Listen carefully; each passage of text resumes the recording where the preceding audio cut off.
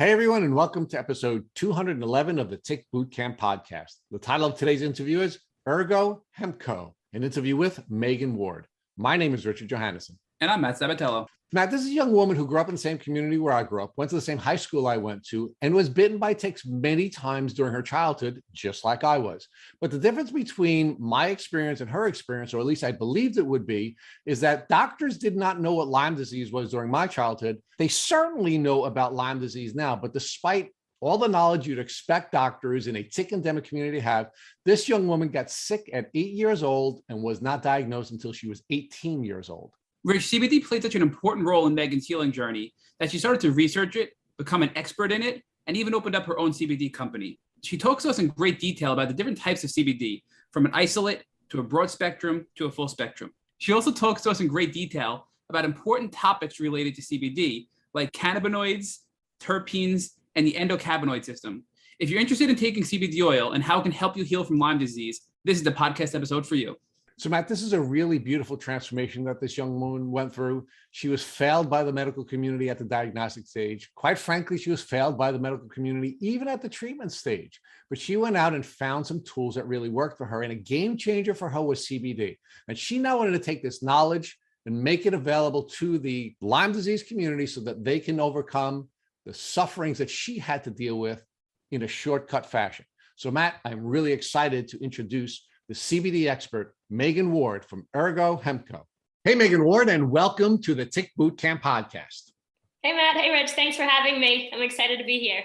We are really excited to have you here too. So Meghan, talk to us about where you're calling in from today.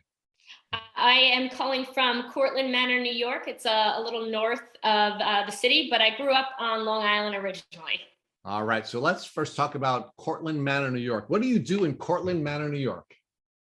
I currently run a CBD business called Ergo Hemp Co.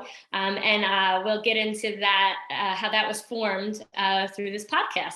All right. And I'm really excited to talk to you about that. So, and what is it like in Cortland Manor, New York? Very similar to Long Island, less traffic, less people, but same kind of suburban vibes. It's really nice in the fall. All the leaves are changing right now, and it's a beautiful sight to see. All right, so let's go back to your time as a Long Islander. When did you begin your life on Long Island? I was born and raised on Long Island. Originally grew up in East Islip, living with my grandma and grandpa. We had the East Islip Nature Center behind us on an acre property, and then about a mile and a half down the road was the East Islip Marina. So woods all around. All right. So you lived in a very suburban / rural setting during your early childhood, living with your grandparents.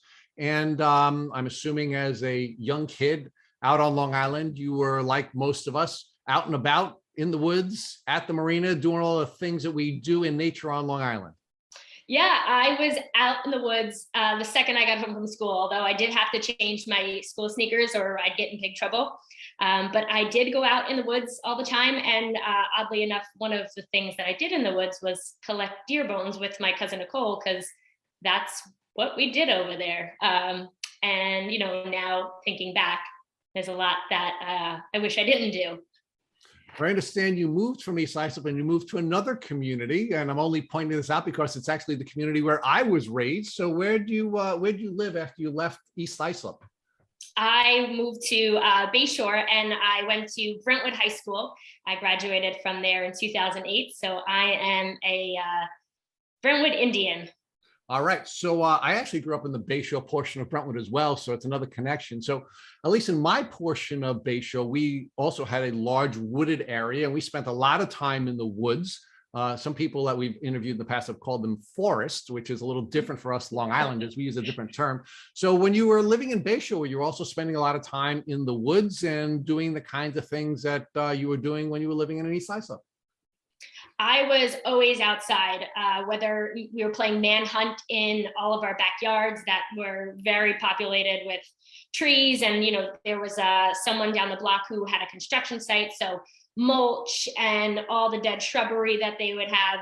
We would be in the woods riding bikes jumping off the cliffs, or riding the bikes off the cliffs, and just always outside and involved in some kind of crazy activity that could have been where I could have been surrounded by ticks. All right. Well, we know it wasn't that you could have been. We know that you were surrounded by ticks. But we're going to get to that in a minute. So one of the things that's really great about growing up on Long Island, besides, I guess, carrying the accents that all of us have, is that it really is a beautiful place where there is just a great deal of nature, and there are a lot of opportunities for children to have independent playtime in a natural setting. And in fact, it's a place where I was recharged as a child, and quite frankly, even as an adult, I recharge outside in a natural setting. Is that one of the things that you really enjoyed about growing up in East Islip and Brentwood? And do you have regrets about that now, knowing that you were surrounded by all kinds of danger, including ticks and Lyme disease? It is one of the things I love most about growing up on Long Island, that ability to go out in the woods and explore and be out in nature, because that's still true this day. Every chance I can, I love going hiking. I was at an apple orchard this week, and it was 300 acres, and I was roaming through the orchards, and I just love being out there. I feel connected and at ease. So I don't regret it. There are things that I wish I knew back in the 90s when I was young. But it's brought me to where I am today. So no regrets. All right. So Meghan, let's talk about what it was like to grow up in East Islip. And so how long did you go to the East Islip school system? And then how long did you go to the Brentwood school system? Sure. I went through all of elementary school, 1st through 5th grade in East Islip. And then 6th through 12th was in Brentwood. All right. So now, these are two of the best school systems in New York. The amount of money that each of those communities spends per student or per pupil is well beyond the national average. In fact, it's some of the greatest amount of money spent per student in the world. So you should have gotten a really good education both at East Islip and at Brentwood. Would you consider the student experience at these two schools to be a positive experience? Positive for sure. I absolutely love Brentwood more. I just felt more at home, more comfortable. It was just a place where everybody was welcomed, no matter what your socioeconomic status was. And it was just a different world from East Islip, but I think a positive experience at both. I still have friends from Brentwood, so it's really nice that I get to have that community still. All right, so you went from a very small school district to one of the largest in the state, and you thrived in the larger environment. And of course, there are more opportunities in the larger environment, which is a wonderful thing. Now let's talk about the science classes and the health classes that you had taken. At least when I was in school, and that is in ancient times, we had to walk barefoot to school and all those kinds of things. I know that you young folks didn't have to do that, but talk about the science classes and the health classes that you had taken and what you learned in those courses. They were the traditional courses in the sense of science. We learned about, earth science and what's in the core of the earth, and then physics and what's the velocity of something. And then health classes, we learned more about, sexual and reproductive health than taking care of our bodies in holistic ways, drink enough water, be active. I know gym in New York State is a requirement, which is great because I don't know those of other states, but very minimal, education on what self-care should be. So Meghan, now, of course, you're now going to school in two suburban communities. The school districts and the school boards are more aware of where their children are spending time than anyone else. They know their children are spending time in the woods. They know their children are playing sports outdoors. They know all of those things. So I'm assuming because you grew up in this tick endemic community or tick endemic communities that you would have learned about ticks and tick diseases in your health classes and your science classes. Did you learn anything about those things so you could keep yourself safe during your time outdoors in East Islip and in Brentwood? Not at all. Not once. Now, Meghan, I grew up in Brentwood and I graduated in 1981, and I often excuse my health teachers and my science teachers for not having taught me anything about ticks and Lyme disease because Lyme disease hadn't been discovered as the bacterial cause of, Borrelia hadn't been discovered as the bacterial cause until just before I graduated from high school. So I excuse my health teachers and my science teachers for not teaching me about Lyme disease because they didn't know about it. What about you? You're a young woman. You didn't graduate until almost 30 years after me. Lyme disease is well established in Brentwood, well established in East Islip. It's a crisis on Long Island. I'm assuming they would teach you about ticks and tick diseases in your health classes and in your science classes. I don't excuse them fully. I do think that they were stuck to this traditional curriculum that they were kind of enforced to teach.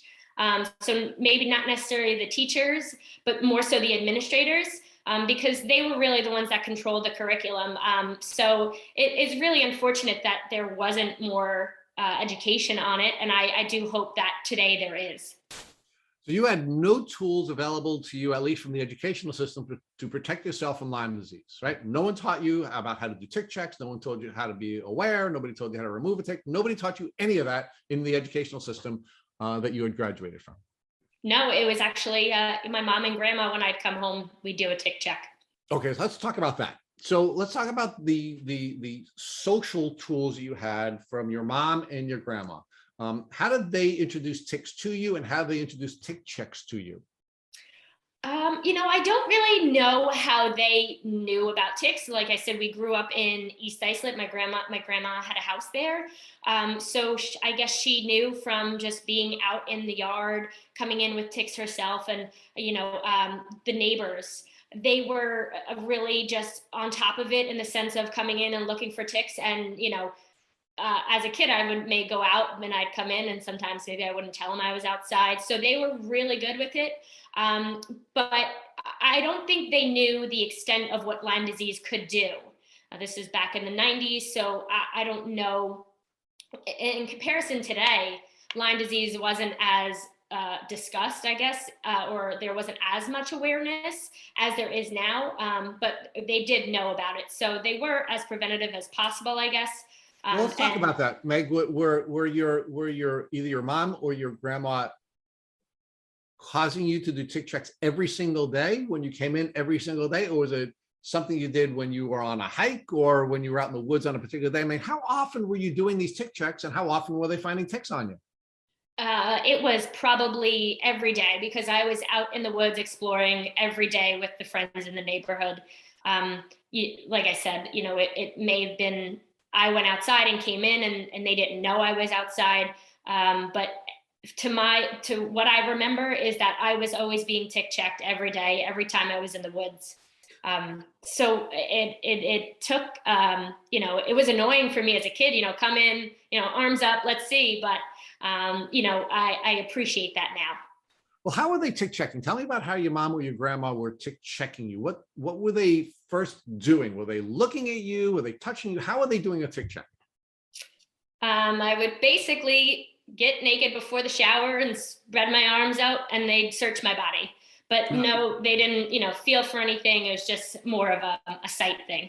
So they were visually checking you, and that was it. Mm-hmm. Yep. How would they check your hair? I don't think they did, actually. How about behind your ears? Maybe. I was so young that, the specifics are lost, but it is, I would assume that they would have checked behind the ears. The hair, I don't think so. Okay, so let's talk about what tools your family used during these tick checks or tick removal. Did you have any tools around? Like so in my house where I grew up, we had this mud room. When you'd walk in the back door, we were never allowed in the front door, by the way. You'd have to go in the back door. And we had what I called a janky tick kit. What we had was a vat of Vaseline, some janky tweezers, some napkins, and matches, because we were either taking ticks off of us or taking ticks off of our dogs on a pretty regular basis. Did your family have any kind of a tick kit that they put together? I think it was just kind of the same tweezers that were used to pluck the eyebrows. So no. So you had the janky kit too, right? Yeah. Right. So do you remember your mom or your grandma finding ticks on you? Oh, all the time. I would say, maybe once once a week, from what I could remember. So I think, I was bit by multiple ticks. So let's talk about when you first started to feel the symptoms of what you now know to be your tick disease. When did you first start to get sick? I believe I was about either almost 8 or 8 years old. I had 104-degree fever. And I remember because there was a school play that night that I really wanted to go see. So although I had a fever, I begged and begged and begged to go out and see this play. I felt so awful, and the fever ended up going away, I think, the next day. And then it kind of started from there. I was having joint and muscle pains, screaming every night, having my mom and grandma rub me down with menthol pain relieving cream. So Megan, talk to us about what kinds of things you were doing in both the East Islip and the Brentwood school districts. I mean, there are a lot of opportunities there. So were you pursuing theatrical opportunities? Were you pursuing music? Were you pursuing sports? What kinds of things were you doing in these schools that were offering you a lot of opportunities? I was big into athletes. In middle school, I played 4 sports. I played soccer, basketball, volleyball, softball. So I was school year long, I was playing a sport after school. And then 7th grade, I started the cello all throughout high school. So I was involved in athletics and music. Okay. And what kinds of things were you thinking about doing with all these opportunities you were giving? So you're an athlete, you were a musician, what kinds of things were you hoping to do? Were you working towards going to college, and what did you want to do when you went to college? My goal was to get a scholarship for softball at UCLA. I think it was more of the colors of the uniform when I was a young girl at that time, but they were also really good, which was 2 for 1. So I got to wear that baby blue and yellow and play for a really good school. But I ended up kind of getting an opportunity when I was in 11th grade to go work for Congress as a congressional page. So I kind of cut athletics short at that point because my dad believed that the political arena had more career-oriented positions than me going to play softball. So you had all kinds of opportunities, athletic opportunities, you had cultural opportunities, had some political opportunities. So who was the congressperson that you worked for? Congressman Steve Israel. All right. So you're now working for Congressman Israel, you're playing your sports, you're pursuing your musical pursuits. And how are your developing symptoms impacting all these really cool opportunities you had available to you? I would go to, a softball practice, and I'd come home again, I would take aspirin, I would get rubbed down in menthol cream. I was so tired. And for a young teenager, for me to be that tired was kind of, frustrating. I didn't understand why. Like, all my friends were going to go out to eat and hang out, and I'm going home because I'm too tired, and, it's 8 o'clock and I'm showered and I'm ready to go to bed. And that's still true to this day. And then I had a nurse's appointment for, the school does the eye checks, and my vision, they said, "Do you have glasses?" And I said, "No, I've never had glasses. I think my vision's pretty great." And she was like, "Oh, you need to go see an eye doctor." And I did. How old were you then, Megan? At that time, I was about 15, maybe 16. So I went to the eye doctor, and, he said, "Oh yeah, you need glasses. Your vision's not great." I put the glasses on. I was like, "Wow, my vision wasn't great." So my vision started really deteriorating. I had a hard time sometimes finding the right words, or, just putting together a sentence, as it seems like I am now, just a combination of all these things that I never kind of attributed to my future diagnosis. All right, so let's pause there for a second. So you shared with us that you had this experience when you were 8 years old that was imprinted on your brain because you had disappointment in that you weren't able to go to a play. And now you're talking to us about an experience that you had that you were 15 or 16 where you had to go to the school nurse. Tell us about how many doctors you saw between that experience you had when you were 8 years old and now this experience that you had with the school nurse at 15. I would go to my regular pediatrician. Just my mom and grandma would say, she gets up every night, she's crying, she wants to go to the hospital, these pains in her legs, her arms, her back, and he said they're growing pains. It's growing pains. So after a while, they just assumed it was growing pains. Okay. So describe for us what these growing pains were like. And, what were you feeling and where were you feeling it? And how were you describing these pains to your doctor? I'm really bad at describing what my pain is like, but the way I say things sometimes is the pain was so intense that I wanted to saw my legs off or take my arm off and leave it on the side until it stopped hurting. Or if I'm having some kind of headache, I feel this liquid swirling around my brain. And if I could just take a thick needle and poke my head, this liquid or this pressure, I guess, would release and I would have that sense of relief. But they are these intense pains where my legs are sore, they're numb, they're tingling, they feel like they're going to have a Charlie horse. I stretch them and that feels good. I hit them with my fist and that feels better. But obviously that only lasts for the time I'm hitting them. So I have, that's the best way I can describe them.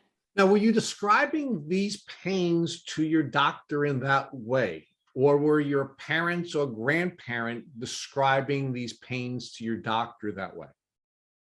I don't think they were describing them in that way. I don't know if I verbally said to them, I would say I want to take my legs off, but and they would see me hitting my legs, but I don't think, they went to the full effect of saying, well, she wants to cut her legs off. She constantly bangs her legs. She stretches her legs. And again, it's growing pains.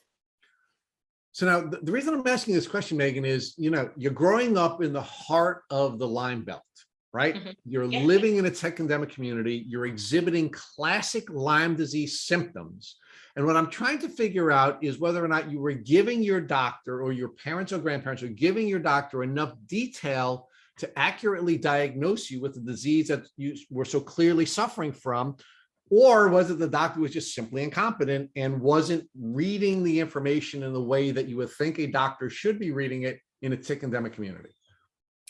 I can't say for sure. I would assume that, being in such a tick infested area, and he was my pediatrician for my whole life, with this information, he could have tested for Lyme to rule that out because it was prevalent in that community, in East Islip, as this doctor was based there.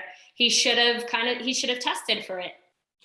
All right. So, but I'm trying to get a sense of why he wouldn't. Now, do you think your doctor was perhaps gaslighting you and not believing you? One of the things that, my children, for example, haven't benefited from the way I did is I had one doctor for the entirety of my youth, right? Dr. Nadell in Brentwood was my doctor from when I was 2 years old until I graduated from college, right? So he knew me, right? He knew when I was probably being a little whiny, and he knew when I was really giving him, accurate information about my illness. And because he had a context in which to treat me, I think I was generally given good care. So you seem to have had that same kind of consistency of care with a pediatrician who would have known when you were being whiny and know when you were really being, when you were really sick. So having that consistency of care with one practitioner, I would think make it less likely that this practitioner would gaslight you. What do you think? Do you think this practitioner was gaslighting you, or do you think, he or she was just simply not competent enough to do the job that needed to be done to keep you healthy? I think it's the latter. I think he was taking the easy way out. He may have not, he's a traditional Western medicine doctor, and, they think everything can kind of be solved with medicine. And he just blamed it on something that was easy to blame it on because kids grow and they have these pains. So I'll just say that. So Meghan, you're suffering from all these pains, and then you're now seeking care from a nurse now. And generally we define the nursing student relationship as a really important relationship, because that's one of the places where children can reach out and get care without their parents screening that care or limiting that care. So that's a really important time in your life. You now go to the school nurse and you now gain some information about some challenges that you have, which then causes you to go see another doctor. Talk to us about that experience and what your thoughts were about going to the nurse, and how that was a missed opportunity in your journey. I never really relied on the nurse, I guess, as you're saying I should have. I didn't really open up to her about what was going on. She did the eye exam. I don't know if I ever came back and said, oh, you were right, I did need glasses. And I don't think she necessarily would have attributed it to Lyme, regardless of whether I came in or told her, or whether, in the case that I didn't. I don't think that was something that that relationship wasn't too strong in the sense of there would be no blame from my end. Okay, so let's talk about the doctors that you began to see after you had your interaction with the school nurse, leading up to the time when you were finally diagnosed with Lyme disease. So it was actually, I was in college and I had a roommate who was from Cold Spring, New York, which is a little north of where I currently live, very, populated, like wooded area. And her mom and uncle, who grew up in that area, also had Lyme disease. So she had told me, oh, for what you're telling me, it seems like you might have Lyme disease like my mom. And I was like, oh, I've never ever thought that could be the case. No one's ever said it could be Lyme disease. So then I went back to a doctor that I had seen in my later years, still based in East Islip. And I had told him, my backstory. I had experienced all this pain. I have a roommate in college whose family has Lyme disease. And she suggested that maybe I do. And so he tested me for Lyme disease, and come to find out, I did in fact have Lyme disease. So let's pause there for a second. One of the things that that we see consistently on this podcast is that people are diagnosed with the disease by other people who have the disease, who have had contact with the disease, who are not medical professionals themselves. Mm-hmm. Right? And you're now a classic example. We call that either sister science or bro science, where someone a layperson in the community sees that you clearly have these symptoms, and they say to you, hey, have you been tested for Lyme disease? Which then causes you to go back to your doctor and ask your doctor to test you. So tell us about how you feel about a person in the community diagnosing you better than all of these medical professionals that you have been seeking care from for all of those years. I've never actually thought of it as much as, you've put light on the subject. I am unbelievably grateful for her and those resources. And her mom was a great resource as well, because she had been through it. She'd seen doctor after doctor after doctor. And I think those resources, that community is more helpful in these journeys than any medical professional that I've encountered. And how does it make you feel now that by sharing your journey the way you have and the way you are right now, you're going to be doing the same thing for someone else? I mean, you're going to be paying it forward because you're being vulnerable and you're being open and you're willing to take a couple of hours of your time and now share this journey with other people right now. I really hope that it does help someone. If it's one person, I've succeeded. For someone to go through this and go to the professionals and not have them diagnose this and then just continue suffering is terrible. So hopefully they find this and they understand that, there are other people out there who can help them.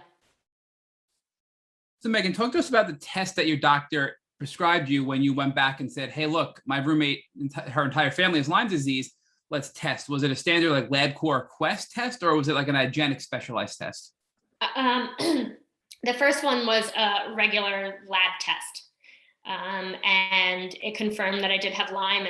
And then he put me on some, antibiotic protocols, and then the Lyme was gone. And then later years, I did see a Lyme Literate doctor, which I did have the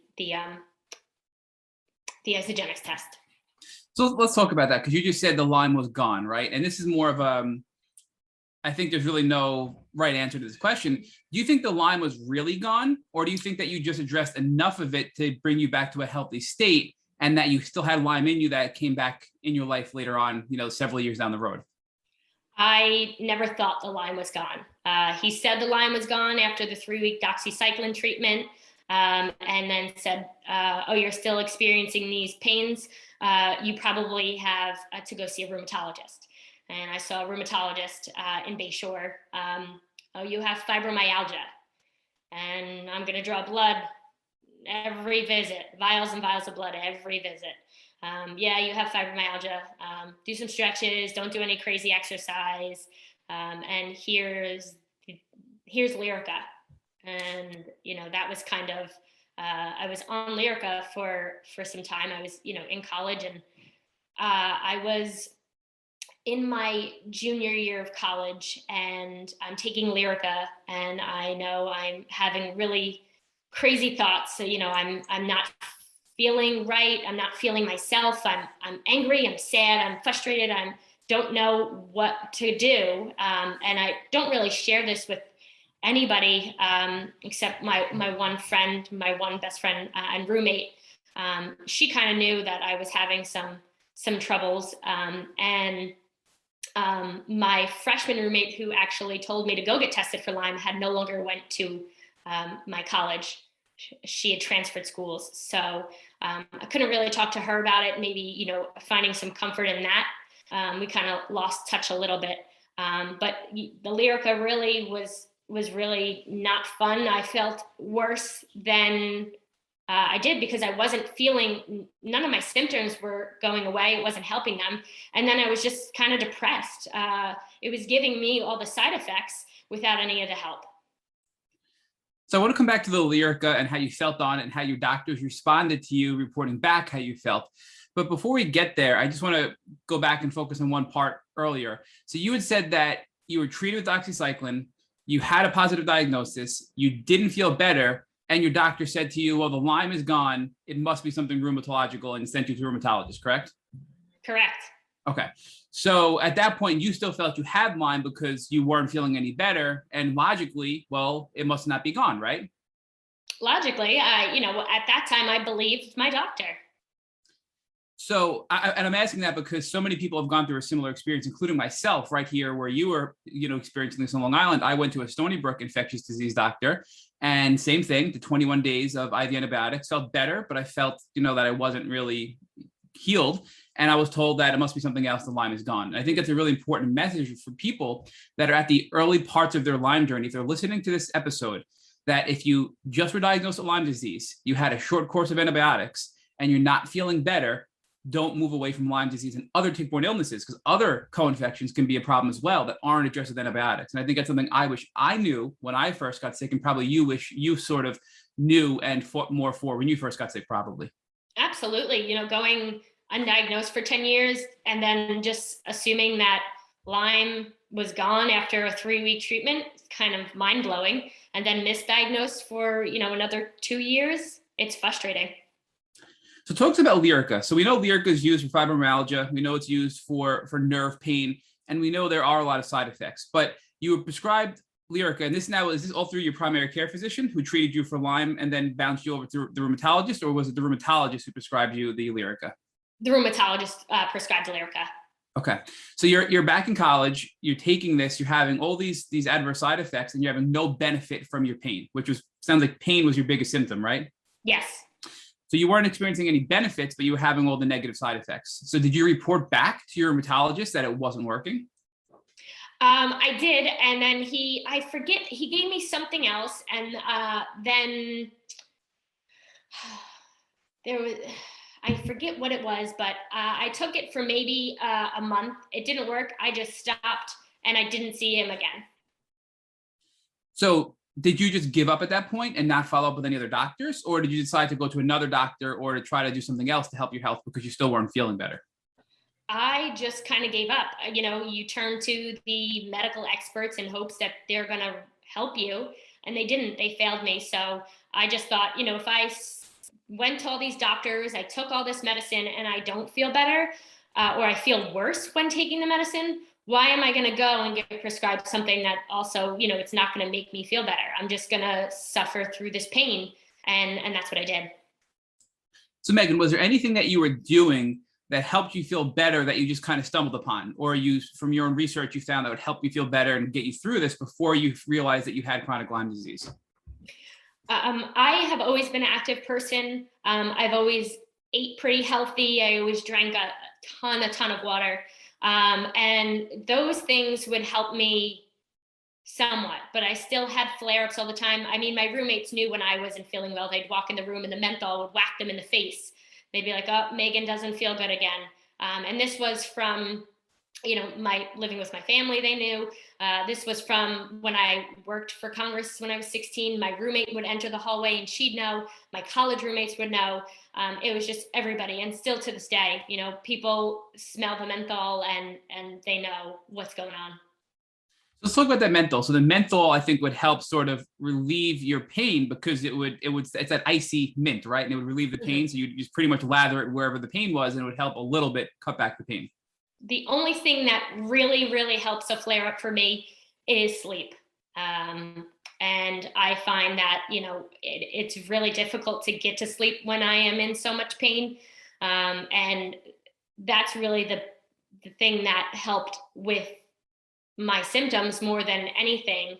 But, being in college and balancing school, I was working and friends, it was difficult to sleep a solid eight hours. So I did feel that my flare-ups were a lot more frequent. So I decided to talk to my freshman roommate again, and her mom, who had, Wiley, she has a bunch of different Lyme doctors that she spoke with, and her mom was really helpful. So I reached out and scheduled an appointment with a Lyme Literate doctor in Mount Kisco, Dr. Daniel Cameron. And he called me in. I had to pay out of pocket because, of course, the government doesn't allow Lyme disease to be covered. And, I was willing to pay it at this point because now I have some information from someone who's experienced Lyme and they found relief. So why would I not want to go ahead and try and experience this relief? So I go to Dr. Cameron, he tests me, and what do you know, I still have Lyme disease. I get put on some more antibiotic protocols. I went on doxycycline, and that was for about another 3 weeks, and it tore me apart. I felt miserable. I was herxing. I then stopped. I couldn't do it. And about a year later, I went back to him. He gave me the doxycycline again. And I said, after a week, I was like, I can't do this. This is just making it so much worse. So we tried erythromycin. And the erythromycin lasted, about 2 weeks. And, I'm eating bread to help with my stomach. My friend's mom, her name is Donna. Donna had told me, eat bread. When I take medicine, that helps my stomach. Nothing was helping. So I told Dr. Cameron, I can't take this. I just feel awful. So he put me on amoxicillin for 1 month. About a week after coming off the amoxicillin for a month, I feel absolutely terrible. I am driving, my light sensitivity, oncoming cars, their lights would shine in my eyes and I would close my eyes because it would create an instant headache. I felt something was wrong with my brain and I was just really, really nervous. So I called out of work and I went to the hospital and I told them, something is wrong. My brain, something is wrong with my brain. I don't feel okay. What can you guys do? And, okay, let's sit here, try this. So doctors come in and talk to me. And the doctor said, you should see a neurologist. I said, okay, I'll go see a neurologist. And I went down about 20 minutes south of me to a neurologist who also was an acupuncturist. And she said, you should not have been on amoxicillin for a month. And I said, well, I know in the Lyme community, the protocols are, off the wagon or off the beaten path, because they study this, and, these spiral bacteria burrow in and we want to bring them out and kill them. So that's why it's on for so long. And she just was not a fan of the amoxicillin for a month. So I tried acupuncture, and that helped a little bit, but I still have flare-ups. And I just thought that would be a little bit more helpful, seeing a neurologist. And, she was very understanding of the Lyme, and her focus was acupuncture. So there was not much more that she did for me. All right. So a couple takeaways there and a couple follow-up questions. So the first question is, with Dr. Cameron, after you first did the doxycycline for 3 weeks and you couldn't handle it because of your stomach, you said you didn't go back for a year. So did you report back to Dr. Cameron that you were having issues and he tried something else and you just didn't want to do it? Or did you just sort of, why was there such a long gap between the doxycycline causing your stomach issues and then the 1 year return later to go back to seek additional care? Well, the first time I took the doxycycline, he had said, well, this is what happens when you take doxycycline. Your stomach's really bad, you're herxing, you just have to stick it out and stick it through. And after I was done with it, I just didn't feel any better. So, and he prescribed you a 3-week course of doxycycline. It was just doxy. Was there anything he wanted to do with you after that? Or are you not sure because you didn't go back at that point? He didn't express anything to me the first visit I did go, about coming back, but I guess it was more on my part that I didn't end up going back because I didn't feel better. And I just didn't really think I should have to go back and spend all that money and just to get prescribed more pharmaceuticals when they didn't help in the past. Now, was there any discussion about things you can do to help alleviate some of those problems you're having? Like you mentioned that you just, you had stomach issues, things like that. Because when I had to take doxycycline after being reinfected several times over the past few years, I would use CBD oil directly before taking the doxycycline. And I went from being like horribly nauseous and almost vomiting to having zero side effects from the doxycycline. So were there any discussions with Dr. Cameron about things you can do to curb those side effects and get the best benefit possible out of the antibiotics?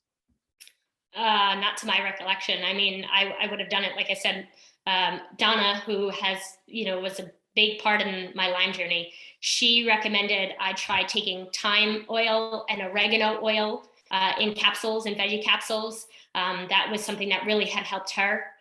She said, eat the bread before you take something. Don't eat anything acidic. But the doxycycline just really tore me apart, and it was something I couldn't handle. And was it primarily GI distress and nausea? Like what were the main things you were feeling from the doxycycline? Yeah, it was nausea. It was serious, like a serious stomach pain. Like I had not eaten and I drank like a bunch of orange juice, and I felt like there was a lot of acid burning through my stomach. Were there any discussions about using alternative antibiotic delivery methods? So for example, we've had people tell us that they had similar reactions, or their doctors were concerned about their gut health. And as a result, they used injections rather than oral pills to bypass the gut and the GI distress that you would experience from doxycycline. And they responded much better to, shots or injections of antibiotics rather than an oral antibiotic. No, not at all. The second time of the doxycycline, I had told him, well, the first time this is what happened. He said, take a probiotic.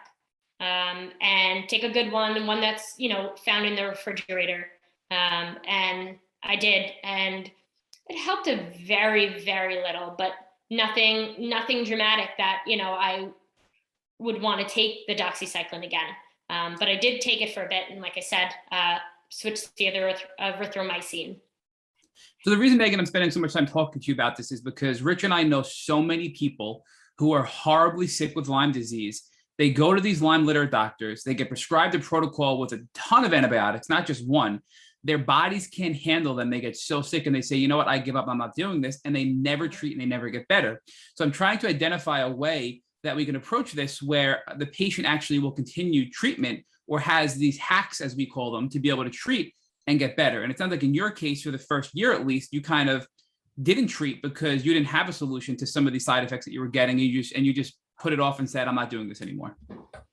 Yeah, that is exactly what happened. And, you know, I told to kind of just suffer through it because, you know, I know these bacterias and they're powerful and we got to bring them out and then we kill them. And again, look, we love Dr. Cameron. We're having him on the podcast in 2 months. And, you know, we really love the work that he does and we think he's brilliant. But I'm just curious, did he ever offer? So you went back a year later because you weren't getting better and you weren't treating. And then he gave you the azithromycin and the amoxicillin, which made you more sick, which led you to the ER and to the neurologist. Was there anything he ever said to you at that point? Like, hey, look, you must be super sensitive. Let's try something else. Were there any alternatives provided by Dr. Cameron that you could have used because you were reacting so poorly to the other antibiotics he prescribed? Not to my recollection. And, you know, Dr. Cameron was someone that believed me. So that in itself says a lot. But the pharmaceuticals they were not settling right with me. So just one after another, and then not working, I didn't end up going back after the amoxicillin. And you mentioned that you were working at this point, right? So how old were you when this was going on about? I was 23, 24. And to put this in perspective, you were sick when you were 8 and you got diagnosed at 18. You then did not receive proper treatment. And several years later, now you're 23, 24. Now you're at Dr. Cameron, correct? Correct. Okay. So now you're with Dr. Cameron and what kind of work are you doing? And what level of stress was there that you think could have been contributing to the decline of your health? I was working at a law firm in the city, working on estates, establishing estates and releasing money to the families. And originally my caseload was about 100, 120 cases, give or take. And by the time I left that company, I had 350 cases. And it was basically me on the phone getting yelled at by clients because their paperwork wasn't drawn up. And, you know, that initially what was 100 cases, you know, those phone calls were kind of few and far between where I'd get screamed at. And then, you know, up to 350 cases was way too much to handle. And, you know, it was just a stressful and kind of sad situation. So we often see this sort of cyclical pattern here with jobs and stress and chronic Lyme disease. Do you think that the Lyme was making you weaker so you weren't performing as well at your job? And then the additional stress and the additional caseload you were taking on and being yelled at all the time was making your body weaker, so you were getting sicker, which then had this cyclical effect of, again, making you less, you know, perform even less at your job. Did you find that pattern occurring throughout the year from when you first started Dr. Cameron and then you went back to Dr. Cameron and then the neurologist? I definitely do think that the Lyme made it difficult when I'm staring at the computer for 8-9 hours a day. You know, my eyes are hurting, I'm getting a headache. And that's just in general. So it was more intense and I was sitting all day. You know, I'm stressed because I'm getting yelled at by people who are just hurting. And that's not my fault. So I do think the stresses of work did help or did make me a little bit more sick. So all in all, how long were you on the amoxicillin for? I think that was the one you were on the longest. I think you said about a month you were on the amoxicillin for before you went to the ER and then ended up at the neurologist who was doing other work with you, correct? Yes, a 1 month treatment of the amoxicillin. And again, even though you were responding poorly from a side effect standpoint, you still weren't feeling better with your core symptoms of Lyme. No, not at all. So now with this neurologist and you're just focusing on acupuncture, was that giving you relief? And if so, was it just temporary, or do you feel that that was more of a long-term treatment versus just a Band-Aid, as I call it, or some people like to call it a bridge treatment? Yeah, I do think it was more of a Band-Aid. It was helping in that moment and maybe, you know, that next day, but, you know, when it's really bad, it wouldn't help. You know, I go in and I'd have a really bad day, and it just wouldn't do what I thought it was gonna do for me. So at any point, did you ever explore, or did anybody ever bring up to you the possibility of using alternative medicine like herbs and tinctures to treat, since you had such a negative response to traditional Western antibiotics? Well, like I said earlier, my friend's mom, Donna, she recommended the thyme and oregano essential oils in the capsule. That didn't help as much, but when I have a good friend who lives in California, I went out there to visit her, and in 2016, she was very well aware of my Lyme disease. She worked for Congress with me, and she lived on my hall. She would smell the menthol pain, so she knew the pain I suffered. We were in California, and we saw, CBD relieves pain, and she was like, "Why don't you give that a try?" And I tried CBD, and I was having a flare-up, and it helped relieve my flare-ups and my symptoms. So let's talk about CBD for a minute, because I have people that are quote unquote healthy that I work with that, and again, to put it very blunt, have experimented with marijuana when they were younger and still experiment with marijuana, but they will not try CBD because they think it's a drug. And I'm like, and my response is, I'm gonna be very blunt on this podcast, you smoked weed from people that you don't know that could have had all kinds of other stuff in it, but you won't try pure CBD that has no THC in it, and isolate CBD that has no THC in it. I'm like, it makes no sense. I'm like, just Google it. And I cannot get certain people to try CBD. So just for our audience, talk to us about what is CBD, and Sure. Is it a drug, and are you going to get high from it? So CBD is a cannabinoid found in the cannabis family. Hemp plants have higher levels of CBD than marijuana plants. And so the federal law is CBD cannot be sold if it has 0.3% or more. So legal CBD has 0.3% THC or less.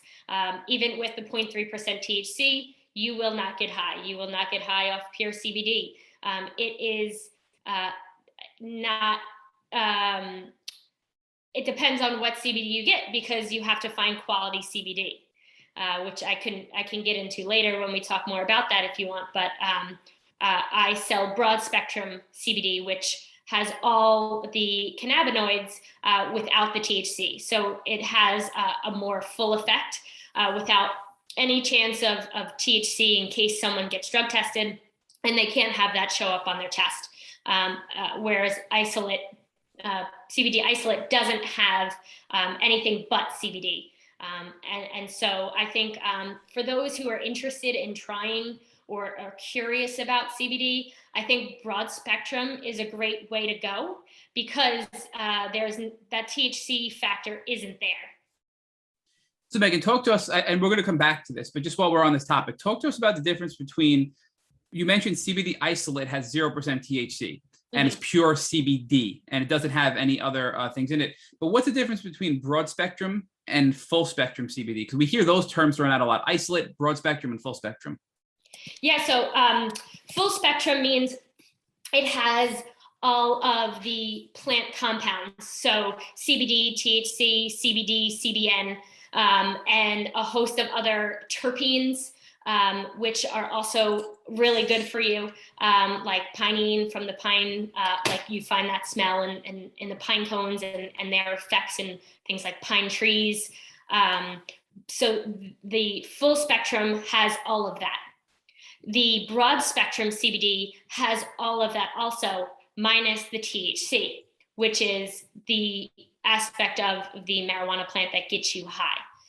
But even, like I said earlier, with 0.3% or less, you're not going to get high. And then, like you said, the CBD isolate is pure CBD. There is no other cannabinoid in the plant or in the product. So Meghan, again, I hate to keep harping on this topic, but I think it's very important for people to understand this, to have a level of peace to try CBD, because I can tell you, Rich is healthy and thank God doesn't have a tick-borne illness, but for both of us, CBD in general has been very important in our lives and helping us sleep better and have a better quality of life. So you mentioned the word terpenes or terpines, and I'm probably saying it the wrong way. I've heard it from a lot of other people. There's some multi-level marketing products out there that exist, and they try to sell these terpines for like crazy amounts of money. But what are terpines, or is it terpenes, terpines? How do I say it? I think it's terpenes. Terpenes. So what are they? What are terpenes, and what value or benefit do they give you when you take them when taking CBD? So they are the aromatic, the part of the compound that smells, and it's found in many plants. But people most often associate them with the cannabis plant because it does contain high concentrations of these terpenes. So they create these or they extract these to create flavors and scents for like things like body products, perfume, and some foods. But while they are plants, they cause, even in plants, they have them to repel things like predators. And they play that protective role. But people use them in the form of compounds to enhance the effects of them. So basically, they're similar to essential oils, and they're an integral part of many alternative therapies, such as like aromatherapy. So inhaling them can affect someone's mood or their stress levels. Thank you. So I have a few more questions that I'm going to come back to about CBD and terpenes and CBN and all that fun stuff. But so I want to find out how it helped you in your journey. So you mentioned you were in California with a friend and you just said, hey, I'll give it a try. And it was super powerful. So it sounds like nothing before you trying CBD in California helped you the way CBD did. Is that correct? Yeah, that's correct. I had such a sense of relief from trying CBD that it sparked me to try and find a quality product that worked for me. And, that was one of the reasons why I ended up forming my CBD company, because I wanted that high quality product with, where you knew where it was coming from, you knew what was in it, because you can go to the gas station nowadays and you can find CBD, and that's CBD you want to steer clear from. So did you research at this point why you were feeling better? And also, I have to say, I feel like you got lucky when you bought this and that it helped you, because I have friends that have bought CBD at the gas station or the smoke shop, and like it didn't do anything for me. And I'm like, did you look at the quality of the product? And then they dismiss it because they felt like they tried and it didn't work. So I feel like you were lucky to have tried one that was a quality brand that helped you, and then brought you down this exploration of what is CBD, how can it help me, and then to build your own business around it. So once you had this positive benefit, what kind of research did you do to realize like what benefits there were that were actually helping you with your pain? So yeah, I was very lucky. My friend who I visited in California, she was the manager of a medical marijuana clinic out in California. So she did know the benefits that cannabis could have for a variety of different ailments and diseases. So with me going to California, the marijuana industry was a lot more prevalent and openly discussed. Whereas, in places where there wasn't medical marijuana yet, it was kind of taboo. You didn't want to talk about it. So we had gone into a medical marijuana clinic, and that's where I found it. So it wasn't a gas station. So, these clinics, they've done their research. They know that they're getting good products, and, a gas station brand is just trying to steal your money. So let's talk more about your healing journey before we circle back to all the fun details of CBD and really geek out over that some more. So you now are having this benefit. You're having this epiphany of CBD is really powerful in helping me feel better. But now this may be a hard question to answer. Do you feel that CBD again was a Band-Aid or an aid that was a temporary relief? Or do you think it was actually helping you in the long run heal by reducing inflammation and putting your body in a position where it can actually start to recover and heal from all the damage you had from chronic Lyme and co-infections? I do think it's a long-lasting product that helps me reduce inflammation, which reduces flare-ups, which it helps provide me clarity. It helps provide me a sense of calm. So I think that it's, through my research, our bodies produce endocannabinoids, which are cannabinoids, and CBD is a cannabinoid that are produced in the body. So our body already produces our own cannabinoids. CBD is a phytocannabinoid, and it's a cannabinoid that comes from a plant. So essentially, we have this system in our body called the endocannabinoid system, which is found in our skin, our digestive systems, our central nervous system, and cannabinoids attached to the CB1 and the CB2 receptors within the endocannabinoid system, the ESC. So essentially what CBD is helping my body do is obtaining homeostasis, which is a balance. And that's where our body's functioning, it's our body's optimal functioning level. So, kind of pharmaceuticals, I saw a video one time that really put it in perspective. Our bodies, when they're like a baby mobile, that hangs out over the crib. So our body, if something's out of line, the right side will go up, and the doctor gives you a pharmaceutical, and it lays right on top of that, but it's still unbalanced because you're just covering up that ailment. Where CBD comes in and regulates hormones, and it balances, it brings that back to the balance. So through my research, I found that my body is balanced. The CBD studies have shown that CBD has antibacterial effects, anti-inflammatory effects, analgesic effects. So there's so many things that this plant can do for you. And through my research, I think it is the best form of relieving my symptoms that I have found, and I think that work best for me and will work best for me continuously. I just want to make sure I understand what you just described. So for example, we'll focus on your symptoms, which were chronic pain was one of the worst. So if you were given, let's say, a pain medication, what that would do is just basically the pain would still be there and the root cause would still be there, but it would basically numb your senses to identifying the pain so you wouldn't have those pain sensations. But what CBD does is it goes deeper and it addresses the inflammation in the root cause and allows your inflammation to go down, which then in turn causes your pain to decrease as well. So it's more of a deeper way of addressing the symptom rather than masking the symptom. Is that is that how you're trying to explain this? Am I understanding this correctly? Yeah, absolutely. That's exactly it. It masks the pain. The pharmaceuticals mask the pain for that 8-hour span of time, but that root cause is still there. For me personally, I think CBD, when taken consistently, and that's another thing we can talk about later, it really does provide my body a balance and makes my body function the way it should function. So before we finish this CBD discussion, I just want to ask, so we talked about you were 23, 24. Today, we know you're just hit your 30s. Was there anything else you've done since 24 when you were going to this neurologist and you were doing acupuncture, and then you thank God you found CBD oil and all CBD products in general? Was there anything else you did that's noteworthy to get you to where you are today? Because clearly you made a miraculous recovery from how sick you were. Is there anything else that you want to speak about that you did that helped you get to where you are today before we could continue on with CBD? Yeah, absolutely. Just being aware of having Lyme disease and doing my own research, I focused a lot more on the foods I eat, reducing sugar. Back in high school, I would eat, I think, 2 candy bars a day. I loved chocolate, but now I focus on getting really high percentage cacao when I want to have some chocolate. I focus on getting 8 to 9 hours of sleep.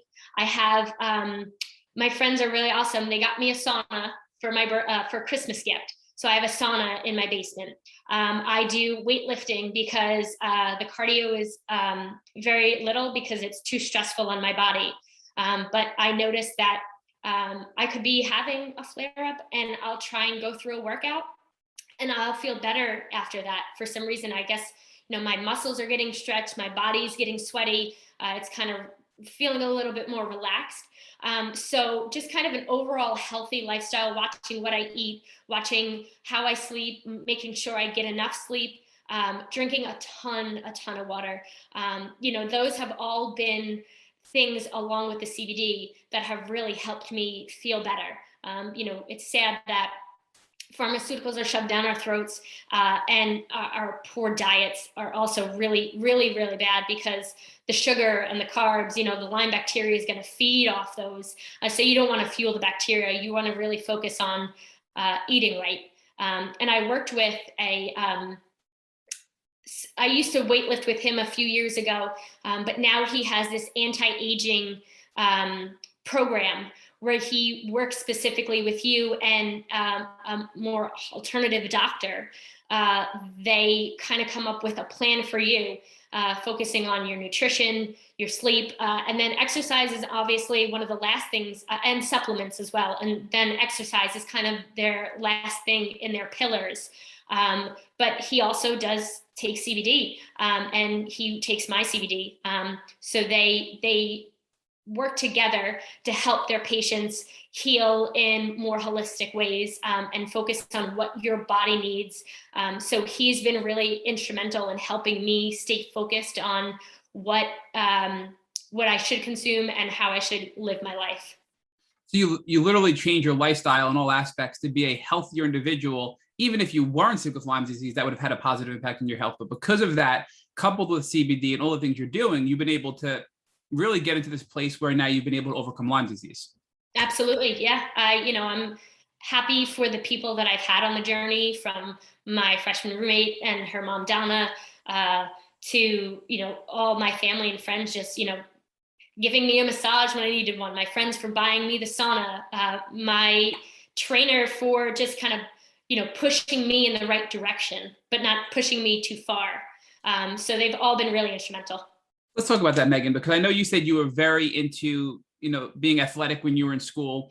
And that's something I can relate to you with. I was an avid runner before I got sick with Lyme disease. And I still struggle to this day with balancing even the little bit of exercise I can do, right? So where are you today with your exercise regimen? And how do you feel that that's playing in your healing journey? Meaning, can you do what you did before you got sick? And if not, what role do you think that the little exercise you are doing is playing in your healing journey? Oh, well, I hope Coach Pete doesn't listen to this, because I haven't been doing as many workouts as I normally do. But no, he is very understanding of, listen to your body. If you're not feeling up to it, don't do it. So I do try to work out 3 times, 4 times. I love 4 times a week. Those are my good weeks. But with the fall moving in, I just feel, I get a little bit more on edge, achy, tired. And so it does drastically, my workouts drastically reduce then. But I would say on average, I get about 3 to 4 workouts in a day. And there are days where I say, okay, I'm going to work out today. And then all of a sudden, oh, no, you're not working out today. You're going to just drink some water. You're going to sit on the couch, and you're going to give your body the rest it needs. And what do those workouts look like for you? So you mentioned that you do some weightlifting. Do you do cardio? Do you do weightlifting? Are there things that you try to avoid because of Lyme disease? And I'm asking this because I want to try to give people some tips that are listening that are at the later part of their journey, but still struggling to reintroduce exercise. So what have you found is acceptable for you, or something that's not making you feel worse? And what are the things that you kind of stay away from that maybe make you flare with your current state? Yeah, I've worked with another local trainer too, and she also talks about weightlifting a lot, because, like I said earlier, the cardio is too hard on my body. It creates more inflammation, which triggers, it's not great for my autoimmune disease. So I do focus on more strength and weightlifting, because that's not as hard on the body. I luckily do have a pool that I can use in the summertime. And so the swimming is really great, because it doesn't put it doesn't put as much stress on the body. So something that works for me is, like I said, listening to my body. Can I put more stress on it? You should never really push your body to anywhere past, I think they say 45 minutes of intense workouts or lifting, because then you're stressing your body out too much. So I typically get a heavy lifting workout in for about 45 minutes. And that's, a bench press, a deadlift, a squat, some curls with, or some rows with, 25 pounds. Obviously, like, I have been doing some weightlifting for the past few years, so I do lift a little heavier. But like I said, you gotta listen to your body. Whatever you can do, start slow, and just kind of work your way up to do what you can. If you said you're into cardio, Matt, and that's just something that doesn't work well for me, because I do feel like my body gets very, very stressed out from that. And it's something that I do minimally. Luckily, I don't like running. Yeah, and I can very much relate to that, especially with the autoimmune parts that you described as well, where for me, Meghan, and I've shared this on past podcast episodes, is I do rebounding, which is very low impact, but it allows me at least to get my heart going and get that feeling, a little version of that feeling I used to get from running. Just doing a few hundred jumps on the rebounder, which also helps with my lymphatic system, gives me that the happy chemicals in the brain, helps me get everything moving, helps me at least get my joints and everything moving around. And that's been a nice introduction for me back into a little bit of movement. So that's kind of what I found to work best for me so far. But I do want to finish out the CBD discussion before I hand you back over to Rich. So I have a couple of follow-up questions on that. So with CBD specifically, and I think, we kind of know the answer because we take it, but a lot of people always say, well, I'm worried about the side effects. I can't take CBD oil at work. I have to work. I can't, I can't do that. I'm not going to be myself. I have to be able to think. I have to be on my game. And I'm like, oh, just no. So talk to us about, are there side effects for taking CBD oil? And if so, are they as extreme as people even think they might be?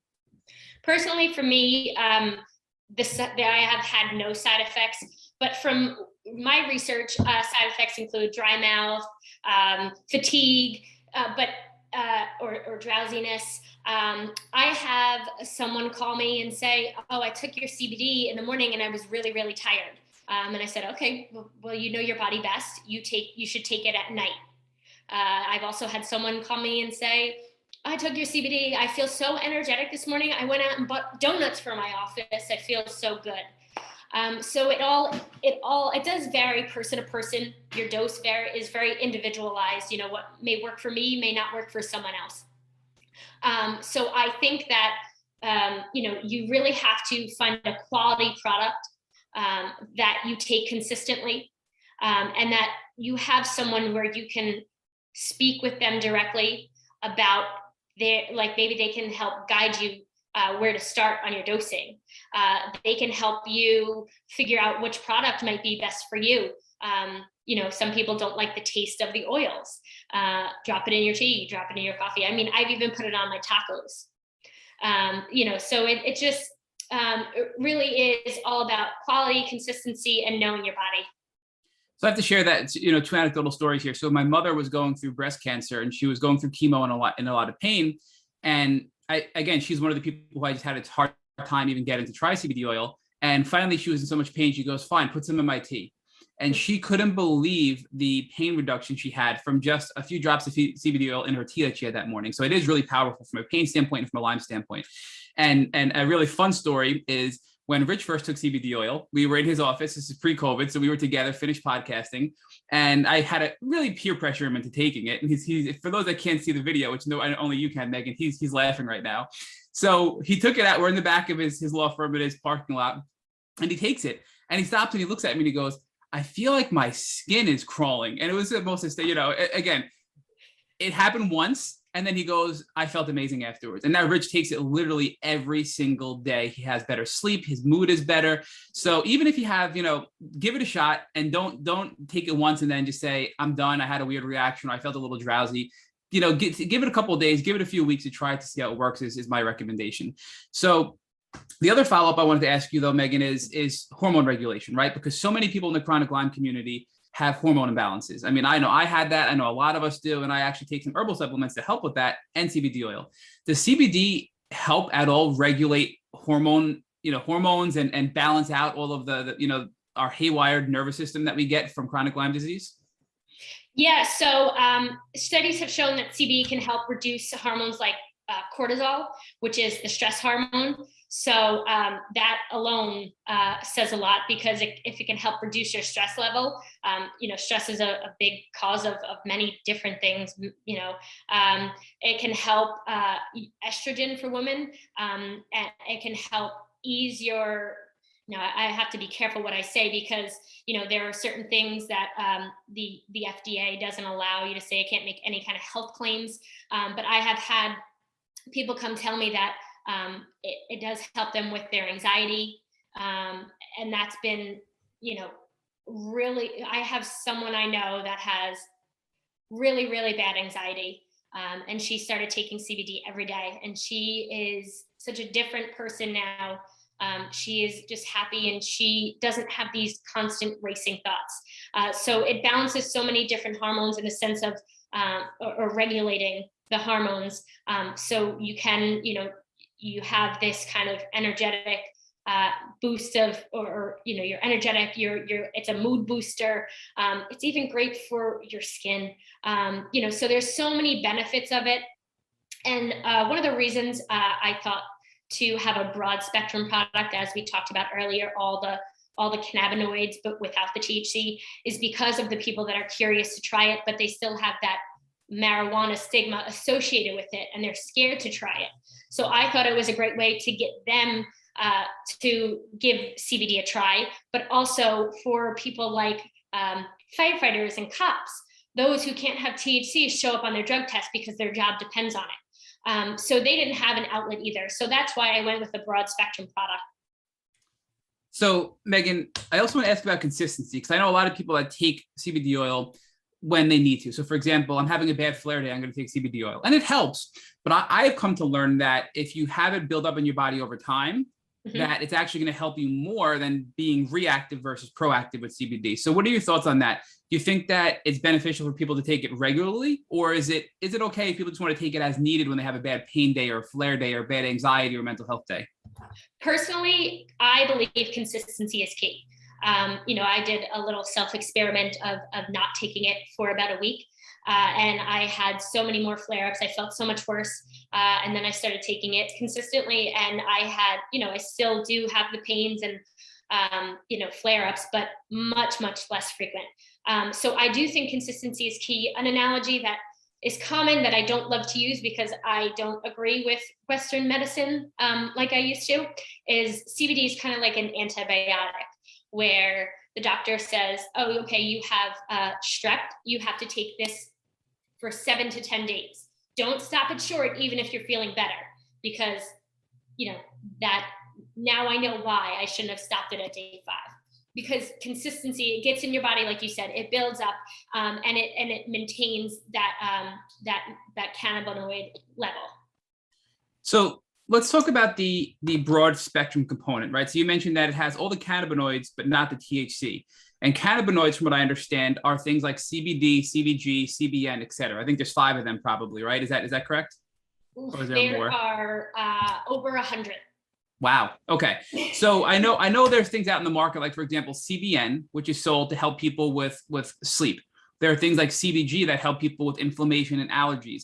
So they have targeted CBD-based products that have an abundance of one particular cannabinoid to help with a specific set of symptoms. So what are your thoughts on targeting, treatment based on your symptoms or your illness versus a broad spectrum approach like you're taking, where it's got everything in it and it's going to help you, across the board, like sort of like a broad spectrum antibiotic versus a targeted therapy? So what are your thoughts on that?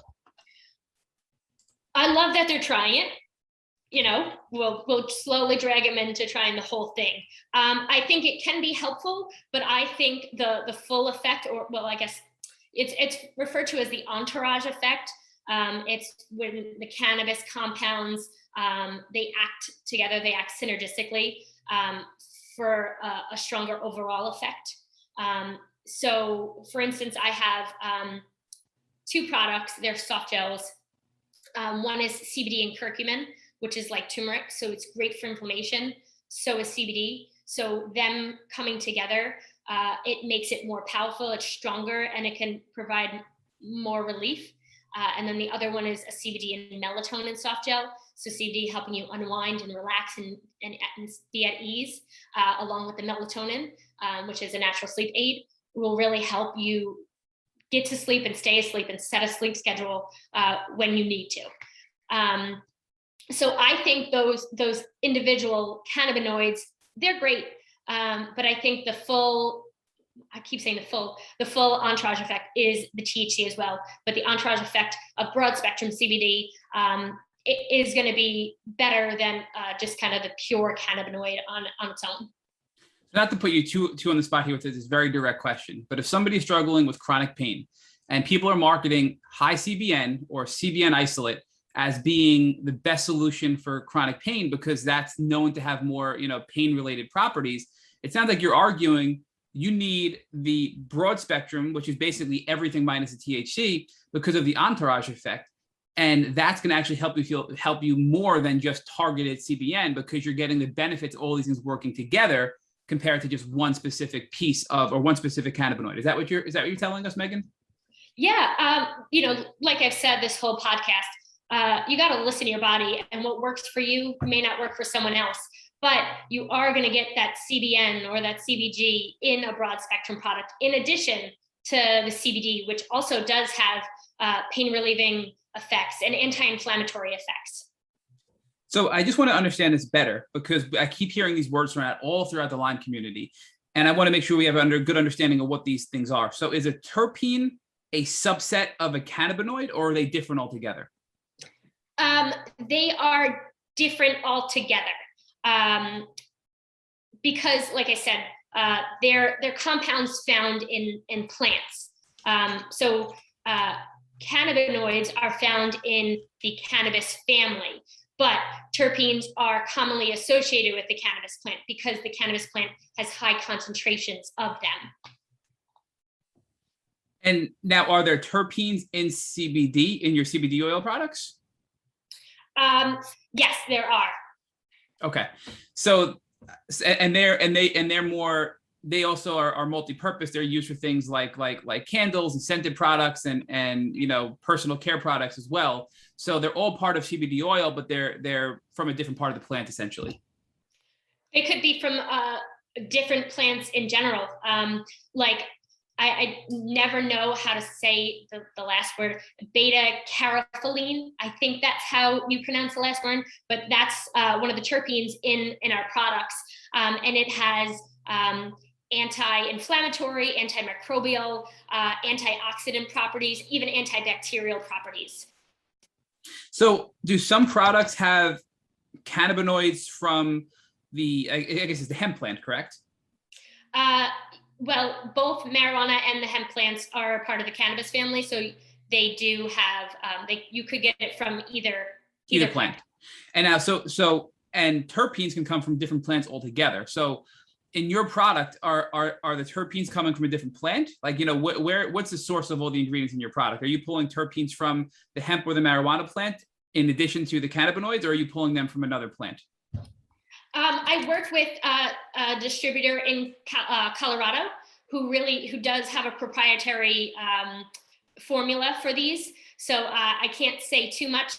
I don't want to, get in trouble. But they handle it from seed to extraction. The extraction process is a CO2 extraction process, which is a very intricate process and something that I would eventually love to handle myself one day. I just think it is very scientific. It is very expensive. People research this. People are experts in this. So I work with them to formulate the product, and they have those capabilities.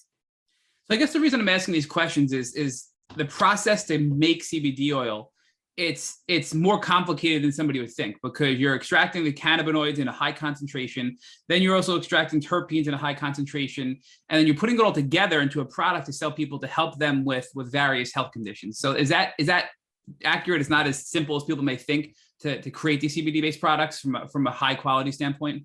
From a high quality standpoint, absolutely.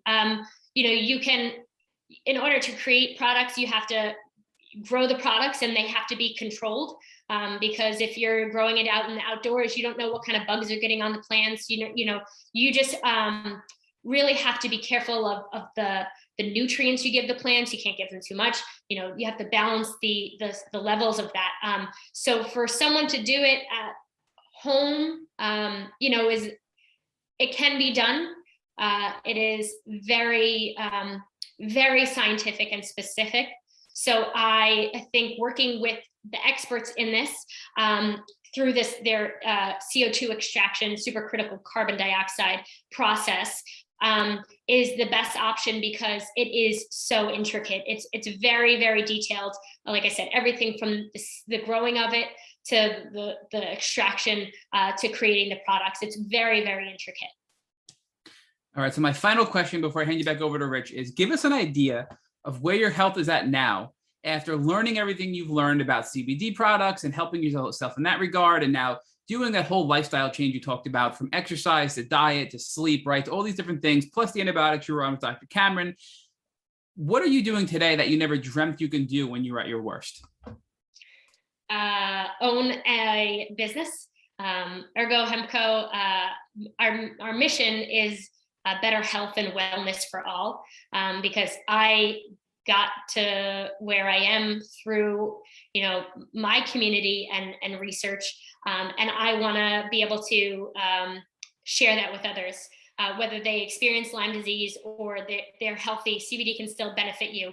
So like I said, our mission is better health and wellness for all, but also we want to educate consumers about the benefits of cannabis and high quality CBD products, because like you said, people are still scared of it. They're scared they're going to get high. They don't know what they're taking. So that is really something I am proud of. I love what I do, and I love when I hear stories of how CBD has helped somebody, whether they use my products, whether I'm just in conversation with someone that I meet along, the street or at an event. Somehow CBD gets brought up and they tell me a story, and it's almost always positive. I don't think I've ever had a negative story about CBD. I mean, I think the donut story, she may have hit her wallet a little bit, but that's not my fault. So Megan, well, let's talk about that. Let's talk about how you got there, because it's kind of an interesting and maybe a circuitous route that I wouldn't expect you to have taken, right? So you're a kid that grows up on Long Island. You do a congressional aidship program with a Democratic congressman. You go off to college and get a degree in political science. And then you get a master's degree in strategic communications, and then go off to work at a law firm, right? So you have this very interesting path. And then you discover something that helped you on your Lyme disease journey, and it becomes your passion. But you don't go the not-for-profit route, which is what I'd expect from a liberal Democrat like you. You actually go the for-profit route. So talk to me about how you decided that you would go the entrepreneurial route rather than a not-for-profit route, and why you think that's the best way that you can use your superpowers and your experience to help people in the Lyme disease community. So when I worked for Congress, I've never had an interest in politics before that. And then obviously that set me off. I wanted to run political campaigns. And then I thought, maybe law school, but then I didn't really like necessarily, I wanted to be the lawyer in the court. But that's not what it ended up being. You're behind a desk, you're researching, you're studying, you're doing all that constantly, more so than being in the courtroom. So I went and got my master's in strategic communication, thinking that would help me in building political campaigns. In 2016, my father passed away, and thank you. And he lived his life. He was a big NASCAR fan, like diehard NASCAR fan. We'd go to the races twice a year in Daytona. He was an iron worker. He loved his job. He loved his job because he worked with his friends. And I saw how he lived his life. And I knew that if I got involved in politics from, just being involved in it and hearing stories and getting to work for Congress, I wouldn't necessarily have a life outside of that I wanted, in the sense of, I would work late hours and I need my sleep, so that is something that I just saw as I had created this idea for myself when I was so young, and everybody kind of thought of me as being the person to go into politics. And then when my dad passed away, kind of said, why don't you live your life the way you want to live your life, like your dad did? So then I kind of started exploring other opportunities. I worked for a solar company for a little bit. Then I went back to a law firm, loved the law firm. They were amazing. And then I worked at a fundraising graphics company. And so this culmination of careers that I've had led me with the sense of relief I felt in 2016 from using CBD to create this company. So, forming the company, I had the legal kind of the paralegal background. So I understood the forms and the, legalities behind CBD. The fundraising graphic company, I created the graphics. So, I was editing mailings, and so that translates to email blasts and social media posts. So I have all these skills that I've garnered from past jobs or past careers that have helped me come into building my CBD company. But why? Talk to us about why this became a passion for you to help other people. How the relief that you received from using this product now became the passion, and all of these talents and all of these gifts and all these superpowers you have are now together in one place where you're now offering a gift to people who are in pain, all based on your journey as a Lyme disease patient. So I wanted people to feel the sense of relief I felt. And it is more geared towards those with Lyme disease, because I know what a struggle it can be. But I would love for everybody that thinks CBD may benefit them to give it a try and see if and how it can help them. Right. Because so Megan, let's pause there for a second, right? Because I want to share with you a little bit about my experience in CBD, and talk about why it may be one of the most important tools somebody on a Lyme disease journey can take, right? So Matt, who is the CBD pusher in our community, leaned all over me and had me try CBD despite my reservations. And I had to bully him. Part of my reservation was, having grown up where you and I both grew up, there is this strong bias against marijuana use. And it's something that I certainly was led to believe that if I used, it would impact my ability to be successful in life, right? And that was a bias that I had. So I've always stayed away from marijuana and marijuana products. And then Matt leaned on me to try it. And the first benefit I got from it was that it mellowed me out emotionally. Like it gave me this really mellow feeling, right? Didn't make me tired, didn't energize me, but it sort of like evened me out. So I started doing some research on CBD. And what I discovered was that there was a study done where they put people in stressful situations. And the most stressful situation that the study could create was forcing people to make a speech before a group of strangers. And they gave one group of people CBD shortly before they gave the speech. And they performed at a much higher level because they were more emotionally even. And then the group of people who were the control group didn't take CBD, and they performed really badly when they given this speech in this high stress environment. And I thought, wow, that's exactly what it was doing for me. It was mellowing me out emotionally and keeping me more even, which then resulted in me getting more sleep. So the first thing I want to ask you about are those properties, that how it helps people emotionally and evens you out. And the reason I think that's really important in the Lyme community is so many people are stuck. So many people are afraid to take any steps. And you were one of the people, by the way, who got stuck. You treated and you stopped and you got sick again. And you treated with one of the best doctors and you stopped and you got sick again, right? But then you found a tool that allowed you to be more emotionally even and allowed you to go forward with taking all the steps you took to change your life so you can get better. So talk about that first piece and why it's important as an initial step, because again, if you're not emotionally ready to move forward with care, you're not going to get care and you're not going to get better. So talk about that with us first. So like you said, the properties of CBD help in a variety of ways. As I mentioned earlier, they can reduce the cortisol level, which is the stress level. But also CBD studies have shown that CBD has the ability to increase serotonin levels, which is kind of your feel-good chemical. So with the increased level of CBD, with the increased level of serotonin through the CBD, things like it can reduce depression, it can help you become more at ease. And so that is what I would attribute CBD to help with that emotional intensity or emotional unease that Lyme's experience.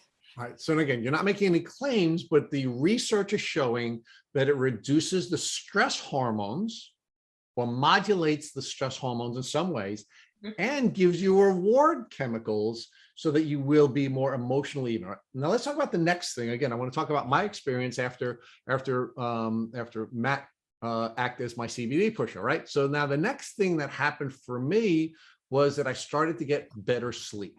Right? I didn't have even sleep patterns. And as I started to get more sleep, I started to heal. I started to feel better. And one of the things that we're learning in the Lyme community is that you have to get sort of the fundamental place where you're sleeping and you're pooping and you're eating, right? That's the only way that you're going to begin to heal. And I personally had a radical transformation in my ability to sleep now 8 hours a day, even though I wasn't sleeping. So can you talk about how CBD will now help in that element of a healing journey where you're now sleeping better? Yeah, as I mentioned earlier about my friend who experienced anxiety, she has all these racing thoughts. So when she's laying in bed at night, she's thinking, oh, what did I do this morning? Why did I do that this morning? Oh, I have to do that tomorrow. So that's something that the anxiety comes with the Lyme. So that's something that can help the CBD being able to reduce that stress and anxiety. So you're kind of in the moment, you're present, you're not thinking what if or what did happen. You're just able to have that sense of clarity. And so that allows you to get a more get to sleep and get a more restful sleep. All right. So there are properties in the CBD that stop your mind from racing and stop you from suffering and having all these racing thoughts. So that gives you the ability to sleep better and it allows you to go on a healing journey. Now, the third thing it did for me is it actually stopped me from having arthritic pain, right? So I'm old, we've established that. And I used to be an athlete, believe it or not, probably not as good as you, Megan, but I was an athlete as well. So I have an elbow injury, a back injury, and a knee injury that were consistently causing me arthritic pain.